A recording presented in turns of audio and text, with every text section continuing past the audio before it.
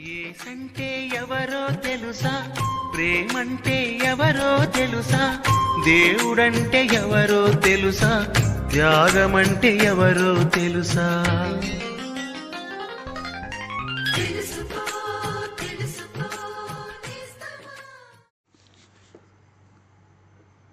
ప్రభువైన యేసుక్రీస్తు అతి శ్రేష్టమైన నామమున మీకు వందనములు. పరిశుద్ధ గ్రంథమందలి యోహాను సువార్త 13వ అధ్యాయము 4-5 వచనములయందు ఈ రీతిగా చదువుచున్నాము. భోజన పంక్తిలో నుండి లేచి తన పై వస్త్రము అవతల పెట్టి వేసి ఒక తివాలు తీసుకొని నడుమునకు కట్టుకొనెను.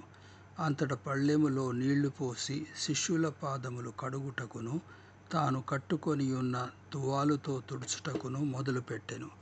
ప్రభువైన యేసు క్రీస్తు తన శిష్యులతో కలిసి పస్కా పండుగను భుజించు నిమిత్తము భోజనపు బల్ల దగ్గర కూర్చుండి ఉండెను. భుజించకముందు ఒక దాసుడు భోజనపు బల్ల చెంత కూర్చుని ఉన్న వారందరి పాదములు కడుగుట అవసరము. కానీ ప్రభువైన యేసుక్రీస్తు తానే భోజన పంక్తి నుండి లేచి శిష్యుల పాదములు కడుగుటకును తుడుచుటకును ప్రారంభించెను. ప్రభువైన యేసుక్రీస్తును గూర్చి ఫిలిప్పీయులకు రాసిన పత్రిక 2వ అధ్యాయము 6వ వచనము నుండి 8వ వచనములయందు ఈ రీతిగా చదువుచున్నాము.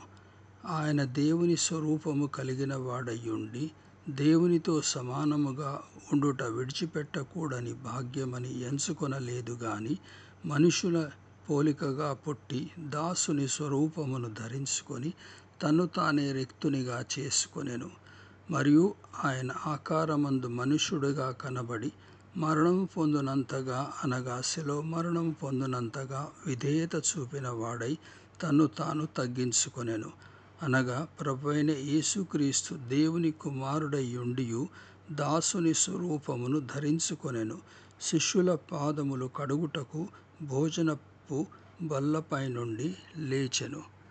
దాసుడు ఏ రీతిగానైతే ఆజ్ఞను అనుసరించువాడయ్యుండునో అలాగే ప్రభువైన యేసుక్రీస్తు కూడా మానవుల రక్షణ సంకల్పము నిమిత్తము ఆజ్ఞను అనుసరించువాడై శిలువ మరణమును సహించెను. మీరును ప్రభువైన యేసుక్రీస్తును మీ ప్రభువుగాను విమోచకునిగాను స్వీకరించి రక్షణ పొందగలరు.